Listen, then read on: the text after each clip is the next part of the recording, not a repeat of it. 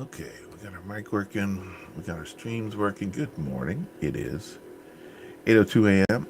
on February the 19th. It is a Wednesday, and it is probably a lot colder in the rest of the United States, but it's pretty darn chilly in Austin, Texas right now. Wind chill is in the single digits. It was a little rough getting out of bed this morning. Did not want to leave that warm bed. But here I am, and here you are, and we're here. Hanging out, getting some job applications out, talking tech. That's what the stream's about. If this is your first time tuning in, I stream from 8 to 9 a.m. Monday through Friday, Central Standard Time, broadcasting from Austin, Texas, in my home office to be more specific. With the goal of just having a friend, being a companion to hang out with when you're getting those job applications out. My day job is to help people learn new skills in tech and/or get their first job in tech, and I've been focused on that for almost 4 years. This is just another thing I'm doing to help out our students, but anybody is welcome. If you're in the job market, I just saw on LinkedIn this morning that one of my coworkers from a decade ago found himself again out of work and laid off. So he was posting on LinkedIn that he was looking for opportunities, and always, that specter is always hanging over us in tech, because tech in general has a lot of churn and movement within organizations, but certainly in the last 18 months we've seen a lot of layoffs, and those layoffs are continuing. So one of the things that we do every day on the stream is check out the job postings. I look at those job postings. I find them every morning on Indeed.com. I use Indeed because it is reportedly 15 to 20%, 15 to 20% of all of the jobs posted are posted on Indeed. So that is a statistically significant number that we can use to get trends. We also have the ability to slice up the data in different ways and look for information about the whole United States, as well as segments broken down by remote and in office and entry, mid, and senior level roles. So I've been collecting some of that data for 2.5 years. But starting this year, January 1st, I started to get a little more granular with my data. But this is the data for the entry-level JavaScript position, which is primarily who we serviced in our boot camp.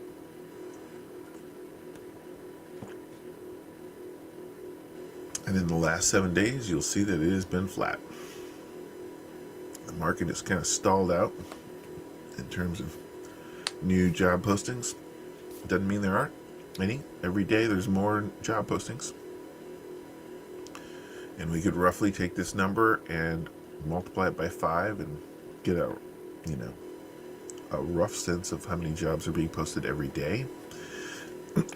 And there are more jobs being posted than you could personally get out an application for in a day, even if you turned it into an 8-hour job.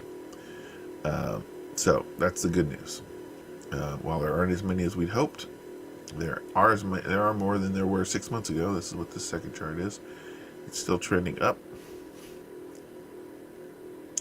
and then a year ago we see the graph here that this time a year ago, it was significantly lower than it is now. So I'm hoping we're going to start to see this same spike, seasonal spike that we saw last year. I'm hoping to see that sort of take off and get there. But either way, again, you're not going to run out of possible places to get applications out to, unless you're really looking in a specific industry, maybe, or a specific role. But if you know how to program, there are opportunities out there. So that's what we do. We get up in the morning, we get ourselves a caffeinated beverage. Mine is carbonated and caffeinated. A caffeinated beverage. Wipe the sleep out of our eyes. And treat getting job like a job.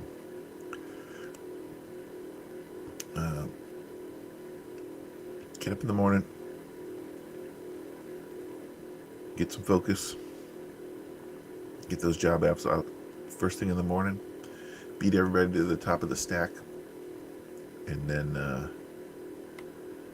then take a look at what the rest of your day looks like. If you are unemployed, if you are laid off, maybe you got a lot of time on your hands. Maybe you're going to be spending time on upgrading your portfolio, working on portfolio pieces, pulling together past work that you've done, figuring out how best to present that.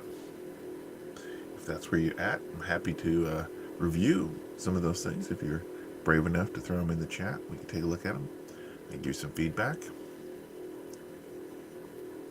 But the other thing that we do is take a look at the news. I'm on LinkedIn every day, and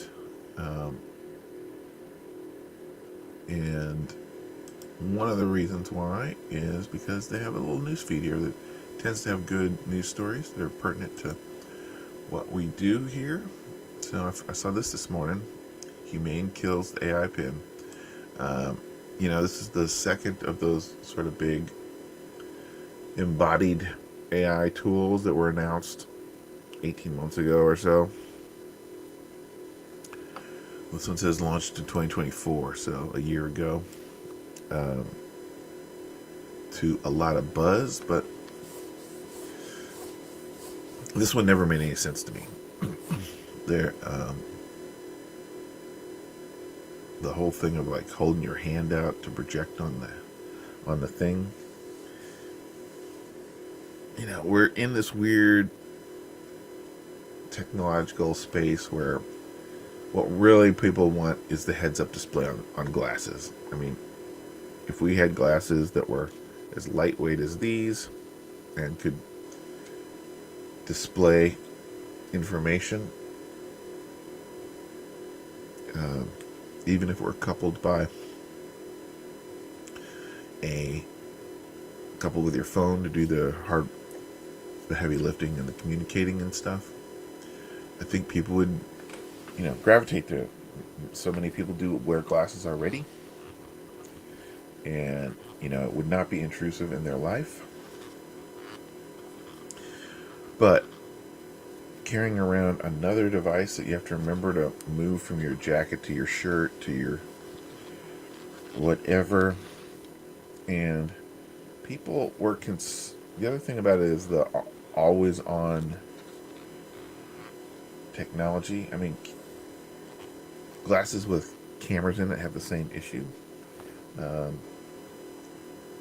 People are uncomfortable being in the room when somebody's being, recording the thing for obvious reasons.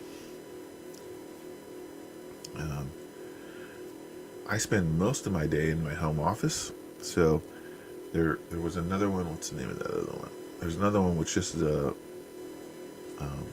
records audio 24/7, and then gives you transcripts of your day that's searchable.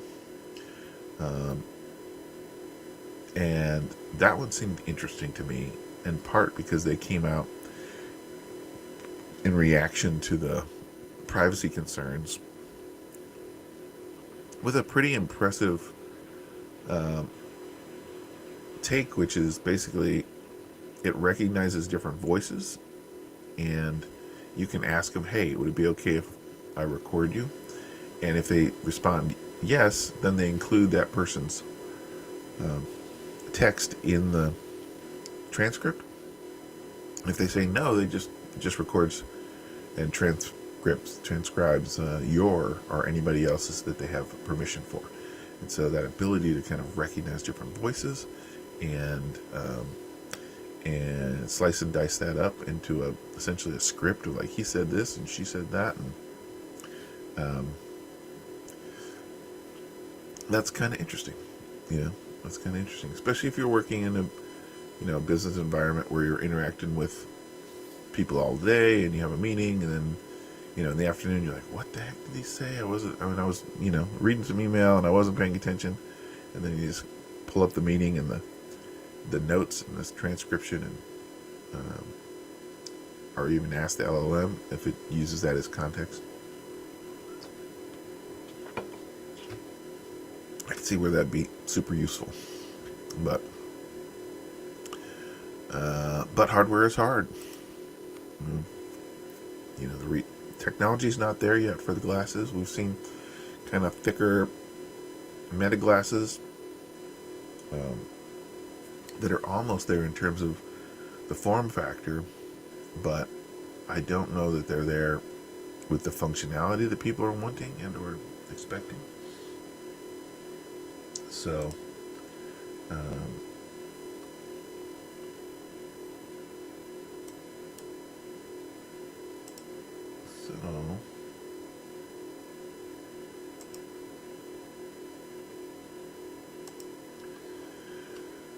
So that's an interesting space. Again, it helps to have tens of $1 million in your funding to back you up in terms of giving you the runway for a product like this, because a product like this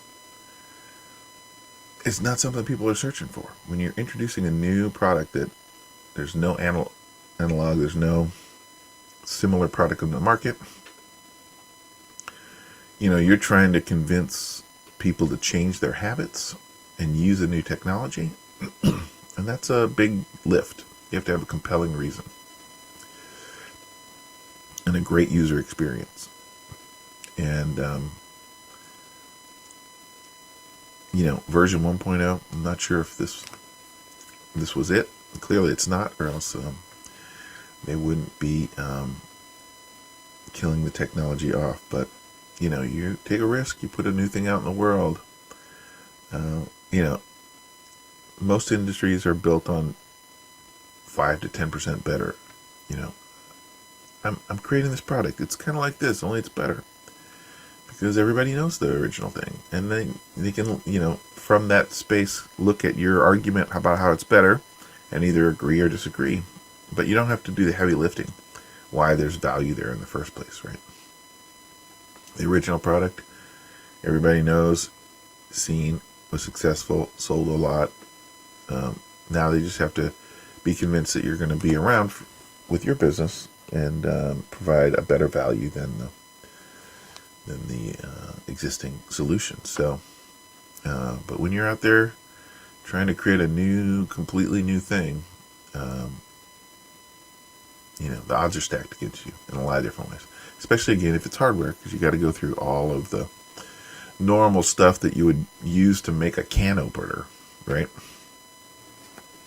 Electric can opener is going to have electronics in it. It's going to have form factor. It's going to go through processes for creating plastic injection molds and assembly and all of this stuff that you have to do to set up a manufacturing process for a piece of hardware, specifically a piece of electronic hardware.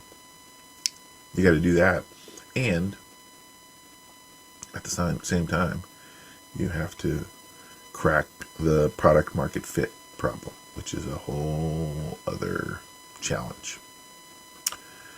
But that's what Silicon Valley's for throwing a lot of money at crazy ideas, and 1 in 10 or 1 in 100 really take off and hit. So Good luck with their next venture. I'm sure they'll land on their feet if they haven't already. And of course, HP buying the assets is a bailout. We see these things all the time in tech. Probably ends up being like, somebody that owns Humane also has worked for with somebody at HP, and they did some face-saving deal where it's like, yeah, we got to shut it down, but we sold the assets off and we recouped some of the money, and on to the next thing. Here we go. That happens in Silicon Valley and a lot more frequently than it does in the rest of the industries of the world and the United States. Most businesses, when they fail, just a failure, not a stepping stone towards your next success. But Silicon Valley sees it differently. Delaware shareholder suits targeted. So this, we've talked about this previously. Delaware, if you are a serious company that have plans for taking over the world, changing the world, for as long as I can remember, when I incorporated my first company with some partners, I learned that Delaware was the place to incorporate. If you wanted a C Corp, a traditional corporation, investors wanted to see that corporation was formed in the state of Delaware because it had the most friendly laws to business.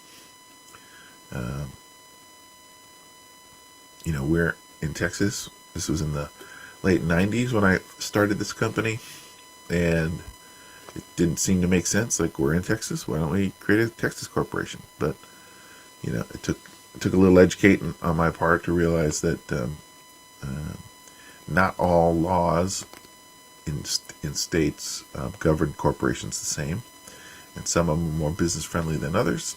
And if your goal is to grow a business and have lots of investors over the course of its business, and go public at some point, which is the goal of a lot of tech companies, then Delaware is the place to do that. This all got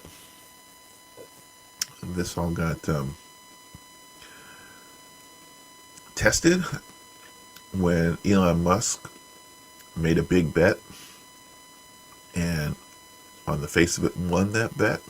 He said he was going to hit a crazy goal that nobody believed possible with Tesla and selling Teslas. And he said, look, if I do this crazy thing, which nobody believes I can do, I want to get a huge bonus. And they're like, well, yeah, I mean, if you could sell all those cars, then you'd make enough money to more than afford that bonus, and it would certainly be worth it. But of course, it's crazy. Why would we do that? Why wouldn't we take that deal? Because there's no way you can do this. And then he did it. And the court stopped his package. So he made a deal with the board, said, if I hit this insane sales number, you give me this big bonus. They said, sure.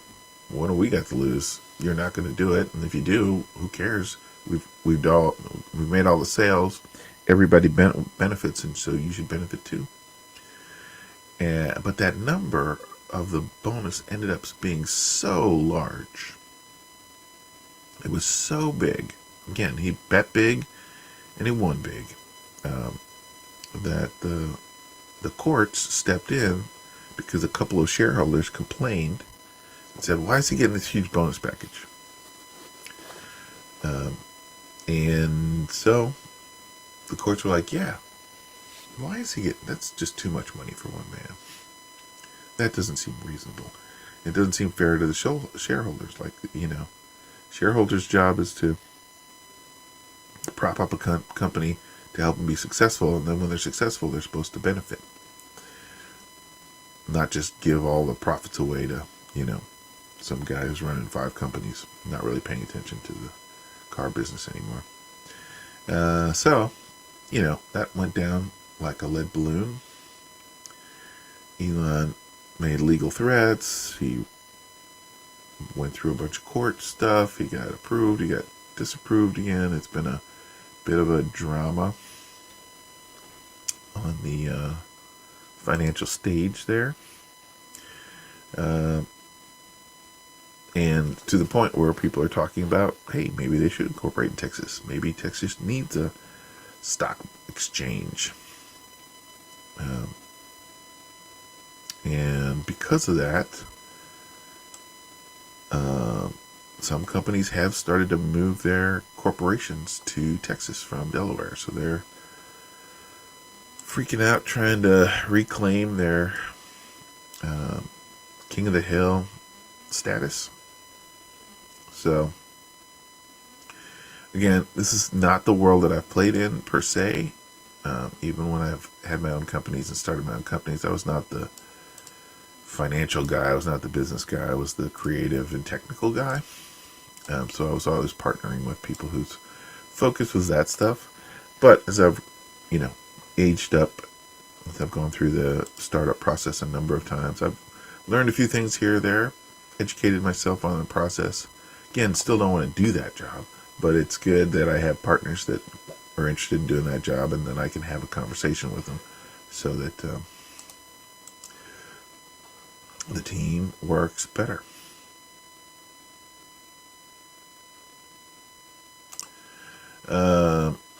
Elon Musk's social media platform is in talks to raise money at a $44 billion valuation, citing anonymous sources. That's the same as what Musk paid for the company back in 2022, in a remarkable turn of fortunes after the takeover and subsequent loss of advertisers caused its value to plummet. The talks, which mark the first known investment round since it's taken private. So,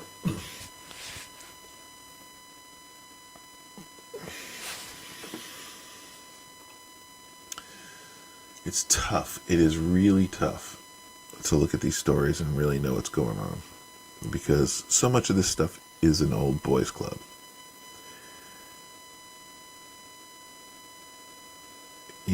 When he purchased Twitter, there was he made a random post, I'll buy it for $44 billion, before he even had the money. Before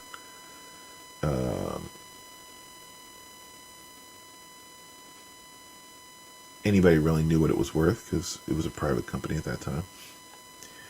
And he ended up owning it, and in that he immediately said, like, oh, it's not worth $44 billion, you cheated me. There's all these bots on there. The numbers aren't legit that you've been putting out. And that led to a whole bunch of nonsense. And then he went to remake the app in his own vision. And in the process, scared away, ran off, annoyed and pissed off a bunch of advertisers. And it's an advertising-based business. Nobody's paying $20 a month, $30 a month to use Twitter. They make their money off of ads. And when you tell your ads to go F off, that has some lasting effects at your ad business. And so the valuation was cut down. There was some news story last week and in this week about some advertisers returning to X, which I was a little dubious of, just because, again, if you're Apple, if you're Nike, you got to have some very serious assurances that your ads are not going to be placed next to pornography, they're not going to be placed next to racist stuff and homophobic stuff, misogynistic stuff, and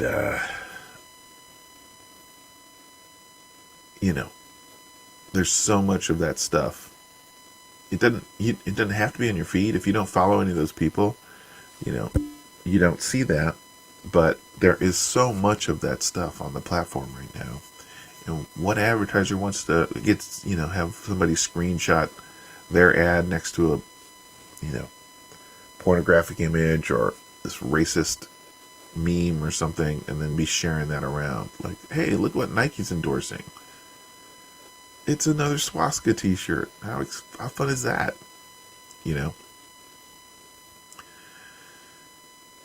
And the number is suspicious when he says he's trying to raise $44 billion, which is coincidentally just what he paid for it. So again, at this level, there are only so many people playing at this level in terms of billionaires and billion-dollar companies. And what does that number mean? If he could raise money at that number, he would save face. Like, oh, see, I turned it around. So it makes me suspicious that he just, all he needs to do is get some friends who have too much money to put some money in at a $44 billion valuation, and then he can have a press release that says, look, the company's worth $44 billion because these people with a lot of money who are supposedly smarter than everybody just said they would invest at $44 billion. It ain't worth that. It's not making enough money to justify that. So I don't know. Like, that seems a little shifty and suspicious. Shifty and suspicious. Two things go great together. YouTube numbers. This is an interesting article. Came out yesterday afternoon. Well, no, it looks like it came out the day before, but I saw it yesterday afternoon. Uncovering YouTube's ghost town of billions of unwatched and ignored videos. As I said yesterday, I've been sort of an experiment with YouTube and putting some videos out. I've had YouTube channel since its inception, just a personal one, and I posted personal videos and stuff.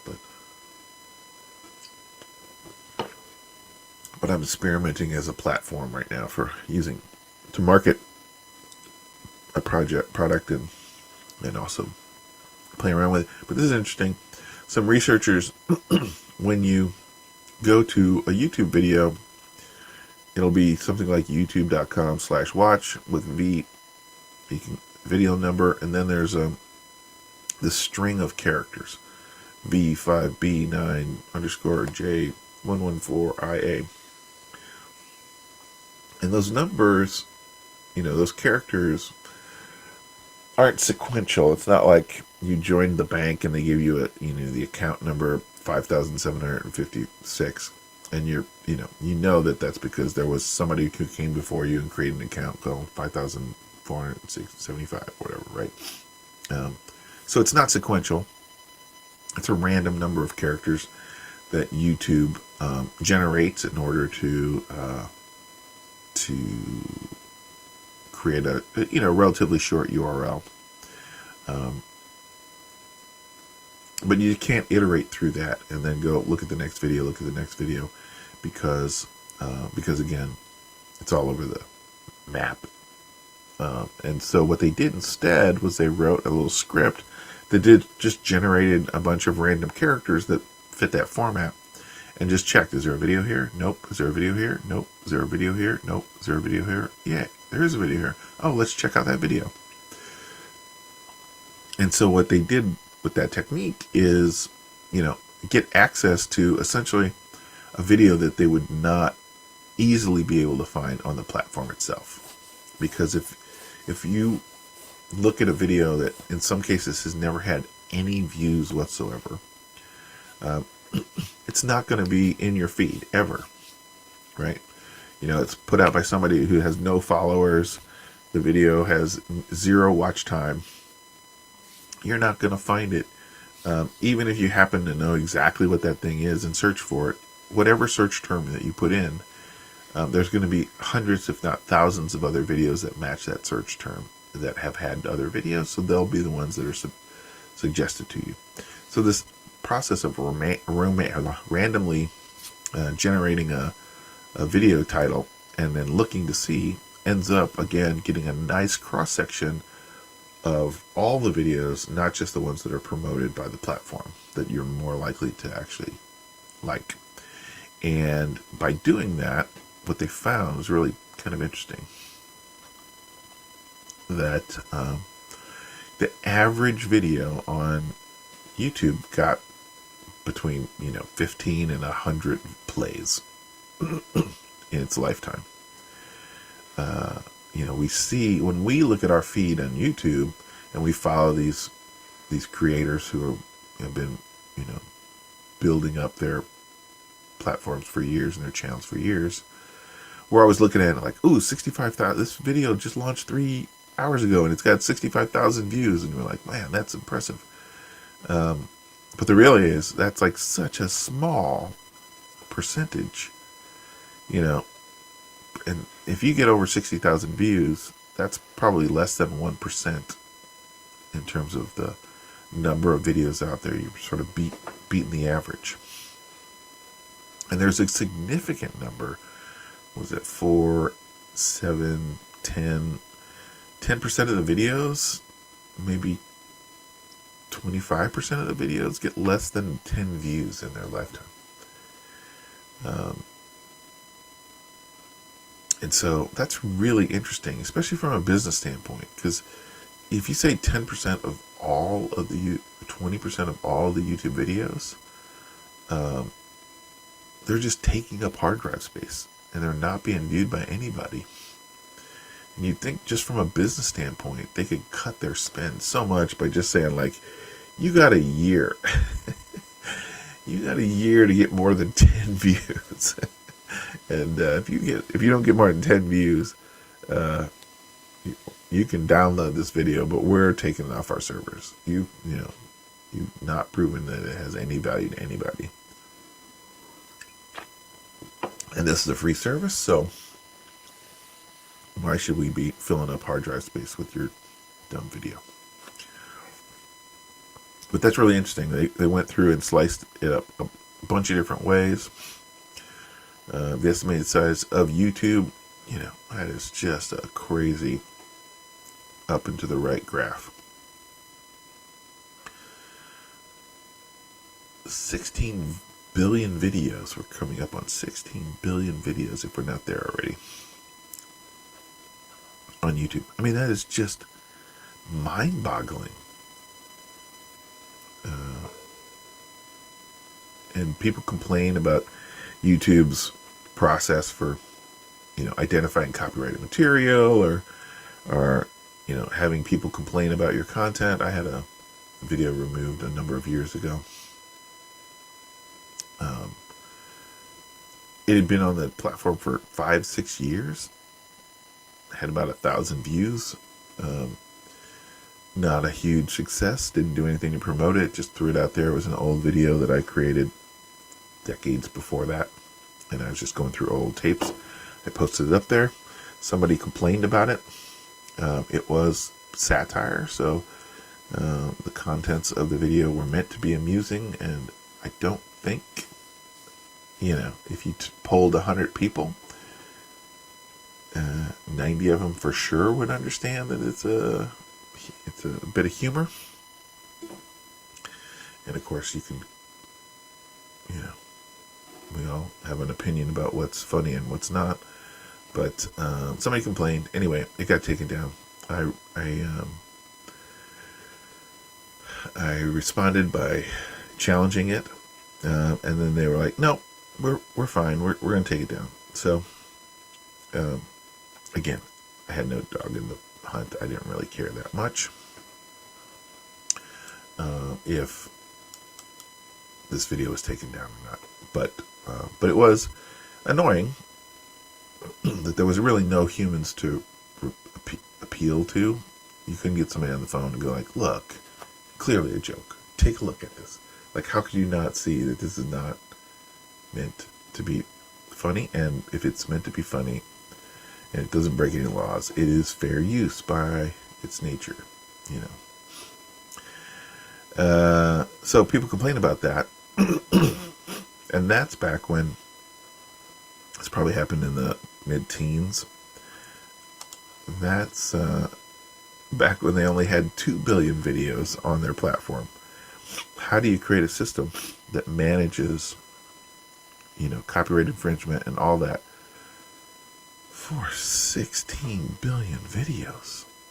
Some of those videos are hours long. How do you know if somebody posts a 4-hour video that there isn't 15 seconds of illegal stuff on it or offensive stuff on it? You gotta, that's a heavy lift. That is a huge, huge lift. So I've always cut them a lot of slack.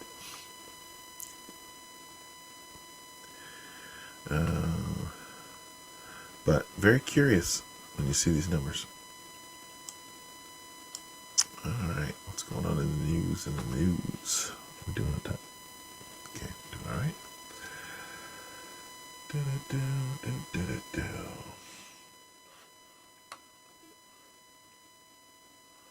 Okay. What's in the tech news? Shuffle. New iPhone announcement today. We'll see how that goes. Never been an iPhone user. Most of my friends are. They were early adopters of that platform. Once you kind of get locked in, you are locked in.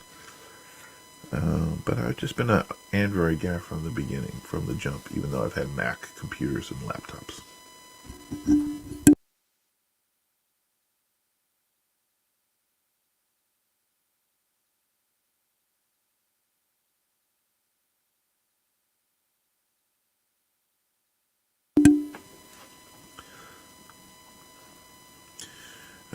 More stories about the 4080s coming down in price.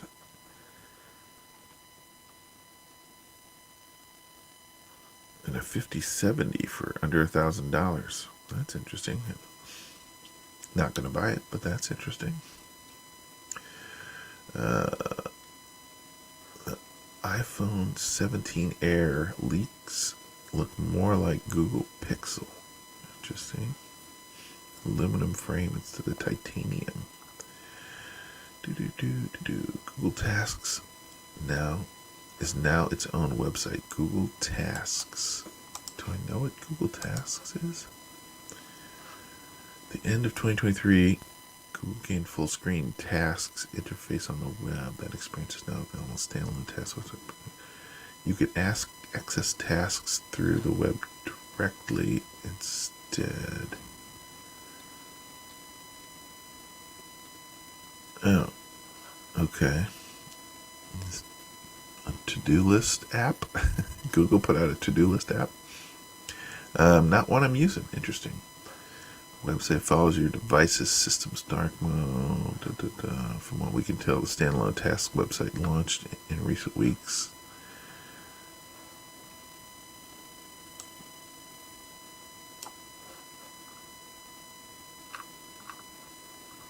Google Tasks. I'm always tracking. You can't see my board behind me. I got a whiteboard with a bunch of post-it notes on it with scribbles on it. I've got my day planner, which I outline my day on and set my tasks for the day. I'm always looking for opportunities to be more organized and effective with my time. But I have not really, none of the online ones have made. I like the paper one better because I can carry it with me. It's generally in front of me, my face. When it's electronic, it's just not as conducive to update it. I have a co-working space.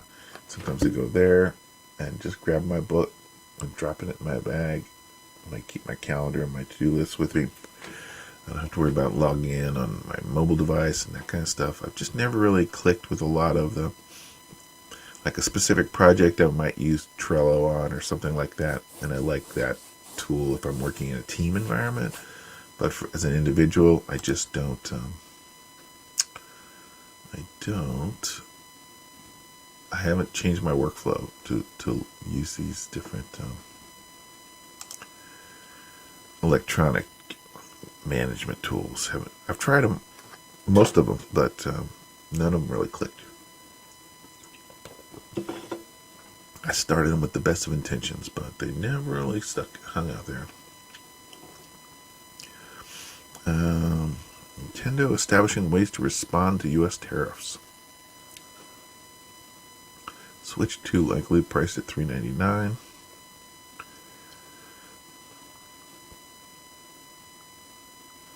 Okay. Now you can use deep research in Gemini on the go. I do not. I downloaded the ChatGPT app, and of course I pay the monthly fee for ChatGPT, but I've used the mobile app like 3 times in a year since I downloaded it. In general, I've been, I work at a home office, so I'm in front of my application. Most of what I do when I interact with ChatGPT is stuff I tend to want to kind of copy and paste to other applications, whether it's a Gmail or a text message or code. So I primarily use it in the environment of the desktop or the laptop. I don't use ChatGPT. That's interesting. I have to go back and check that. What percentage of the time I'm just asking for a simple, like, Googleable fact. I generally don't do that. I use Google for that. And there's been too many instances where, the hallucinations sound reasonable, but are just not true. And if you're just looking for citable facts, Google's still a better place to do that.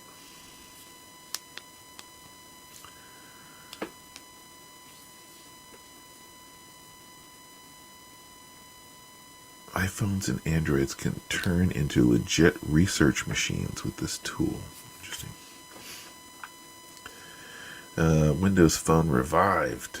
Someone squeezed an iPhone SE3 into a Nokia Lumia 1020 and it looks amazing. Does it? Okay. If that's a photo of it, I'm not sure.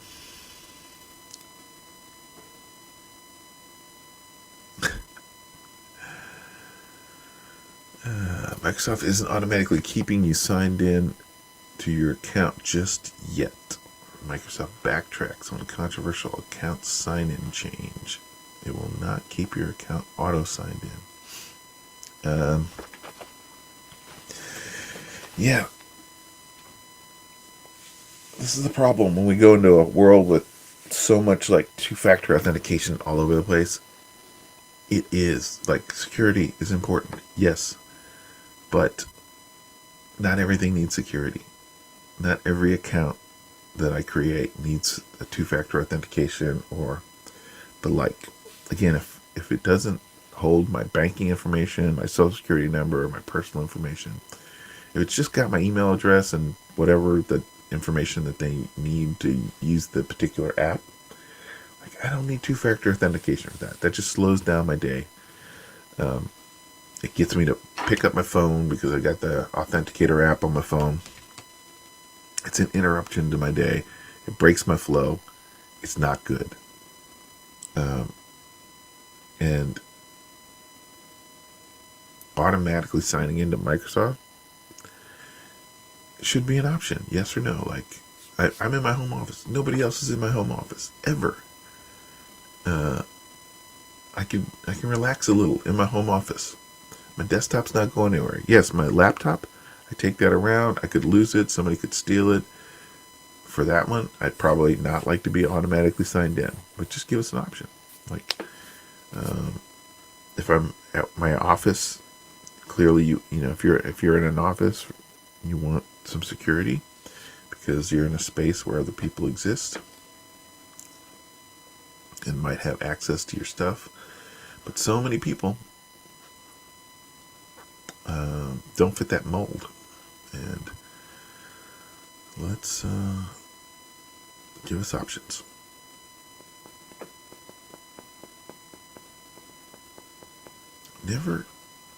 I was not a comic book reader, except for Mad Magazine when I was a kid, but so a lot of the superhero stuff I don't have a whole lot of background from, other than just sort of picking up stuff from pop culture. And they just keep trying this Fantastic Four. I guess it was popular in the comic books, but man, they've just failed over and over trying to make that a thing.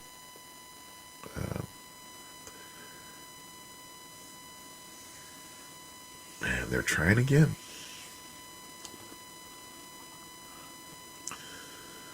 No, I won't be at the theater on opening weekend for that. Just saying that now. How we doing? How we doing? Check the streams just to make sure. There we go. That looks good.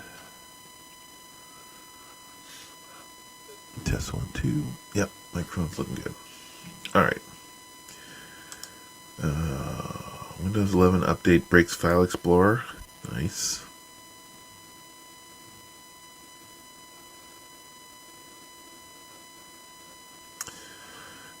New malware can steal crypto on Apple Mac OS devices. New variant of the Mac OS threat, XCSSET, spotted in the wild.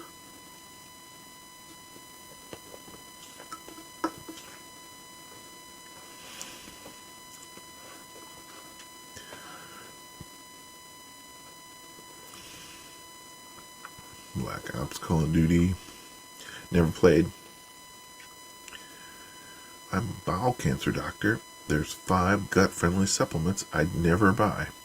Okay, why is this in my technology news?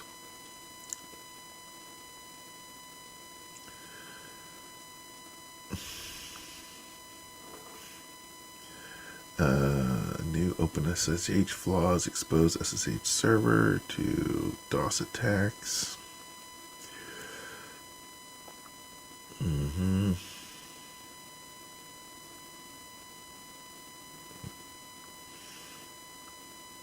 Chinese hackers exploit mavinject.exe to evade detection in targeted cyber attack.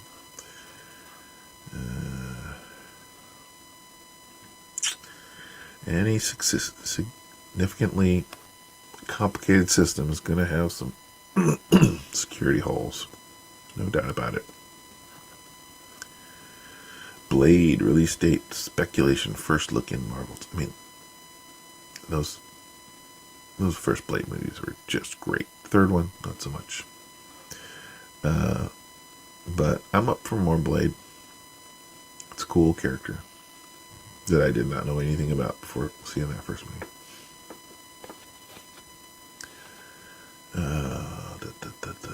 Every question you have about Avowed answered. 10 things I wish I knew when I started Avowed. That is not on my radar. I don't know what Avowed is. So many games coming out. Can't keep track of them.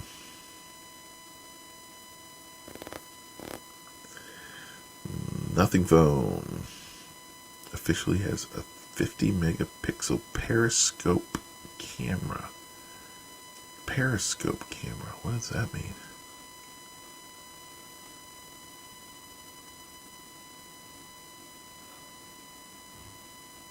Periscope lens. That's interesting. Don't know anything about that. Oh yeah, I saw this auto download your Kindle books before February 26th deadline. So there was this feature on Amazon and your Kindle books that once you purchase something through Kindle, you could download it and use it on other devices or use it on your desktop. And they're removing that ability, so everybody's freaking out. I don't know how many people were doing it before, but there's a lot of people I saw on YouTube putting the word out, like, download your books. I've got over 1,000 books, and I have to manually download them one at a time, and this is going to take forever, and I don't know if I can get it done before the for the deadline. Lots of people complaining. But it brings up these questions again about like what you're actually paying for when you buy, quote unquote, a book, a digital copy of a thing, really what you're doing is you're licensing it to read it on that platform. The same way, you're licensing the ability to watch Die Hard on Netflix if it's there, and then at some point, Netflix is not going to pay for having it on their platform, and it's going to go away. If you make a purchase on that platform, you get to hold on to it. But if the purchase goes belly up, you can't download that file and have it. If Amazon were to go out of business, everything that was purchased through their platform, that's a bad example. Can you purchase stuff through Netflix? But like Prime Video, for instance, you buy a thing on Prime Video or Apple TV. If they were to shut down the services, you don't have the right to download the file so that you can have the one that you paid for. You only were licensing it to watch it on that platform. And if the platform goes away, you are out of luck. You no longer have access to that thing, even though you paid for it. With a buy button. I wonder if they would sell as much if the button said lease on it. Lease button. Probably wouldn't sell as much. So they lie to you, and you are complicit in that lie. Physics broken.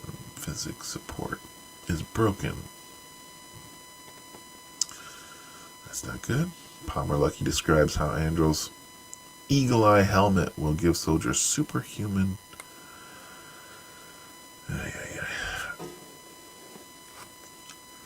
I'm not a huge fan of Palmer Luckey. I'm not a huge fan of Anduril. But a lot of stuff's heading in that direction, man. You gotta keep an eye on that. 2 Chainz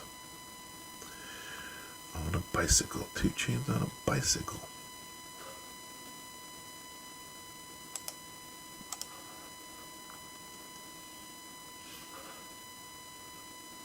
Xbox CEO confirmed what we knew. The console wars are over, but could still be the ultimate winner.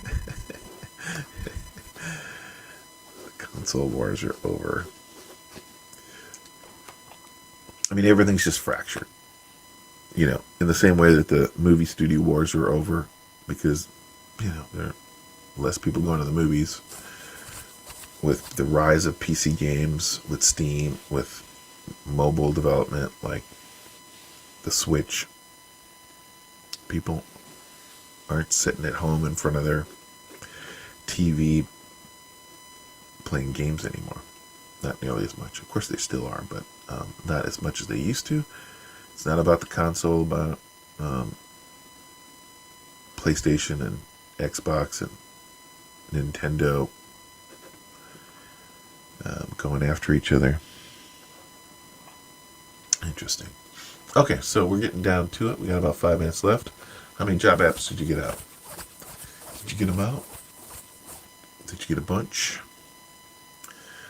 Well, just to recap, if you're new here, my name's Keith. I help people learn new skills to get into tech or increase their value in tech. I run and manage a coding boot camp in Austin, Texas. And because of that, I have a lot of students who are looking for jobs in tech. And so I created a stream as a way to come and hang out while you're getting your job applications out. First thing in the morning.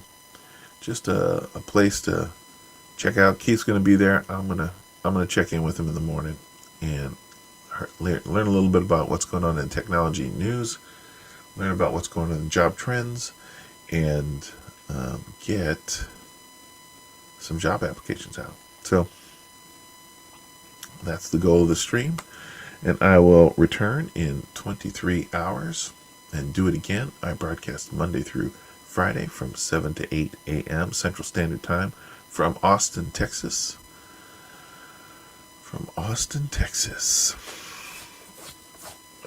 We got South by Southwest coming up in a couple of weeks. I'm actually creating an app right now to track free free events that go on alongside South by Southwest, not endorsed by South by Southwest, but in town there are literally a couple of hundred of events going on during South by Southwest that you can get into for free or, without a badge, but maybe cost a little bit of money. And so I'm creating an app to surface all those and manage all those, and I'm spending a significant portion of my days going and grabbing the data and putting it in the database. So as we get closer to that, if you are in Austin, Texas, I'll be promoting that coming up on a week or so into the new year. We got 1, 2, 3 weeks before stuff starts happening there. So looking forward to that, getting out of my home office, meeting with people, and